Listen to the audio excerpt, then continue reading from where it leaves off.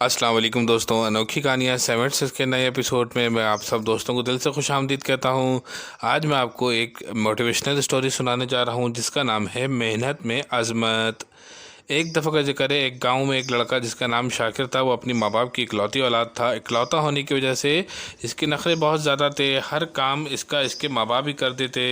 इस वक्त ये मैट्रिक में पढ़ रहा था। अभी हाल ही में इसके पेपर होने वाले थे। वालिद साहब इसके आर्मी में एक बड़े अफसर थे। फिर जब इसके पेपर शुरू हुए तो अपनी काहली और दूसरों से काम करवाने की आदत ने इसको बिल्कुल ही नकारा बना दिया।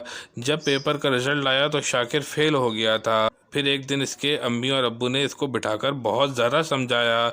इस वक्त शाकिर को अम्मी अब्बू की बात समझ नहीं आ रही थी। चंद दिनों बाद इसके अब्बू ने शाकिर को बोला कि अब तुम मेरे कहने पर आर्मी ज्वाइन करोगे।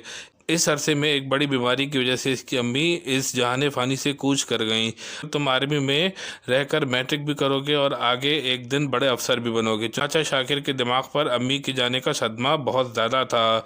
चंद दिनों बाद शाकिर ने कड़ी मेहनत और लगन की वजह से मैट्रिक भी पास कर लिया और पूरे 5 साल के अरसे के बाद आज शाकिर सिपाही से कैप्टन बन गया। दोस्तों, इंसान के लिए कोई चीज़ मुश्किल नहीं होती, बस ज़रा थोड़ी सी तवज्जो की ज़रूरत होती है। दोस्तों, अगर आपको ये कहानी अच्छी लगे तो कमेंट्स में राय का इज़हार कीजिए और मेरे चैनल अनोखी कहानियाँ 7 के चैनल को सब्सक्राइब कीजिए। अस्सलाम वालेकुम।